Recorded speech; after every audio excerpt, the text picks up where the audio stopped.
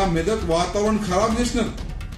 ఎంతో మంది ఇవాళ రోడ్డు పైన వచ్చి హిందువుల పైన దాడి చేయడానికి ప్రయత్నం చేస్తే వాళ్ళపైన కేసు బుక్ చేసినారా, అరెస్ట్ చేసినారా ఇవాళ నేను పోలీస్ అధికారికి అడుగుతున్నా. ఇవాళ సుప్రీంకోర్టు ఏం చెప్తుంది? ఆవులు, ఎద్దులు, దొడలు ఎవరైనా ఇల్లీగల్ గా తీసుకొని పోతే యాక్షన్ తీసుకోవాలి. కానీ పోలీసు వాళ్ళు అయితే ఇక్కడ రివర్సే ఉన్నారు. ఇన్ఫర్మేషన్ ఇచ్చే వాళ్ళ పైననే యాక్షన్ తీసుకుంటున్నారు. ఈ ఇన్ఫర్మేషన్ ఇచ్చే వాళ్ళ పైననే లాఠీ చార్జ్ చేస్తున్నారు.